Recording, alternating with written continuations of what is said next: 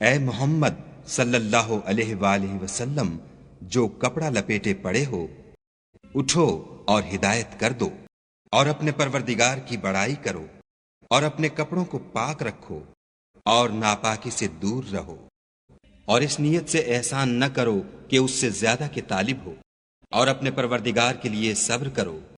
جب سور پھونکا جائے گا، وہ دن مشکل کا دن ہوگا، یعنی کافروں پر آسان نہ ہوگا۔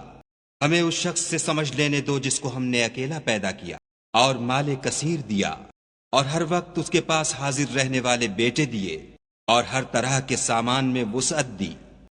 ابھی خواہش رکھتا ہے کہ اور زیادہ دیں، ایسا ہرگز نہیں ہوگا۔ یہ ہماری آیتوں کا دشمن رہا ہے، ہم اسے صعود پر چڑھائیں گے۔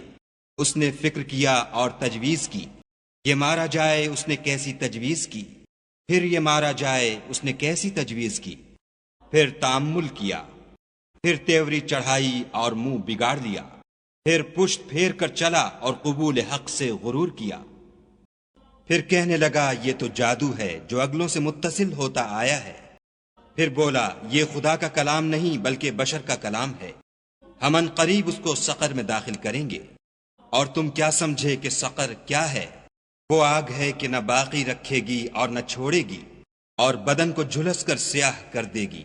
اس پر 19 داروغہ ہیں، اور ہم نے دوزخ کے داروغہ فرشتے بنائے ہیں، اور ان کا شمار کافروں کی آزمائش کے لیے مقرر کیا ہے، اور اس لیے کہ اہل کتاب یقین کریں اور مومنوں کا ایمان اور زیادہ ہو، اور اہل کتاب اور مومن شک نہ لائیں، اور اس لیے کہ جن لوگوں کے دلوں میں نفاق کا مرض ہے اور جو کافر ہیں کہیں کہ اس مثال کے بیان کرنے سے خدا کا مقصود کیا ہے۔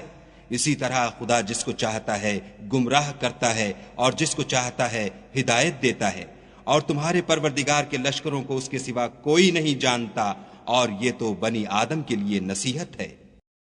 ہاں ہاں، ہمیں چاند کی قسم، اور رات کی جب پیٹھ پھیرنے لگے، اور صبح کی جب روشن ہو، کہ وہ آگ ایک بہت بڑی آفت ہے، اور بنی آدم کے لیے موجب خوف، جو تم میں سے آگے بڑھنا چاہے یا پیچھے رہنا چاہے۔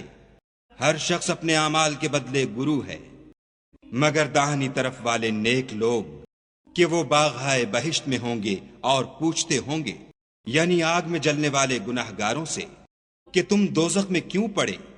وہ جواب دیں گے کہ ہم نماز نہیں پڑھتے تھے، اور نہ فقیروں کو کھانا کھلاتے تھے، اور اہل باطل کے ساتھ مل کر حق سے انکار کرتے تھے، اور روز جزا کو جھٹلاتے تھے، یہاں تک کہ ہمیں موت آ گئی۔ تو اس حال میں سفارش کرنے والوں کی سفارش ان کے حق میں کچھ فائدہ نہ دے گی۔ ان کو کیا ہوا ہے کہ نصیحت سے روگرداں ہو رہے ہیں، گویا گدھے ہیں کہ بدک جاتے ہیں، یعنی شیر سے ڈر کر بھاگ جاتے ہیں۔